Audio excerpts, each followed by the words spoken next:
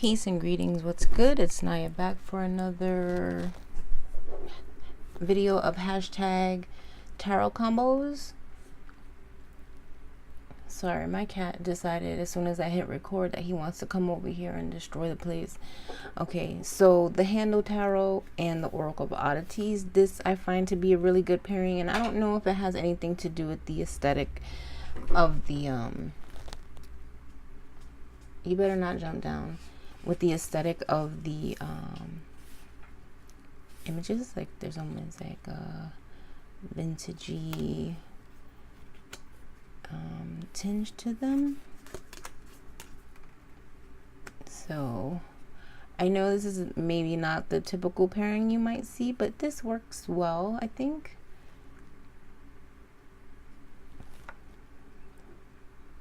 King of Wands and Uncover. And in order to uncover stuff, you have to be very action oriented, you know. And I'm not gonna spend 10 minutes. I'm gonna try to do these like little 5 minutes pairings so that it can be a little bit more concise for you guys, just to get an idea of what it could look like. So we have 10 of Swords. And expand. And I think, you know, sometimes it's kind of like that idea of when you finally get to the crippling realization that things are no longer going to be the way that they are, that you now have a clean slate to work from and to which to expand to. So I think that these guys work really, really well together. And the messages is just really clear and really to the point. What's up with these cards that we're showing everybody? Here we have the Tower with the heart chakra, which I think is extremely interesting combination, excuse me. And that is because the Tower is about breaking down things. It is about breaking down things and really shocking revelations, if you will, self-revelations, self-realizations. And then you have the heart chakra, so it's either going to be something that matters to you, you know, or something that's really coming from heart space, and you're like, no, we have to break this down, we have to redo this because this is not how I feel anymore. So, you know, I love that it kind of, this combination is everything. What else we got? 8 of Wands, a fan favorite.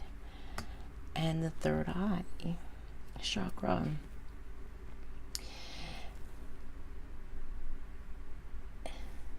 I love that. I love that it's the third eye, and then swiftness with the 8 of Wands is has Sagittarian energy to it, and Sagittarius in astrology is the archer, right? You have to have a precise vision in your mind to head towards the things that you know, if you want to travel, if you want to go, things you want to do, things you want to explore.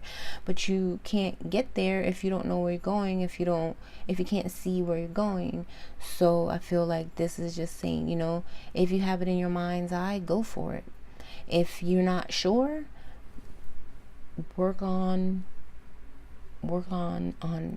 gaining that clarity so that you can get to your destination quickly and fervently.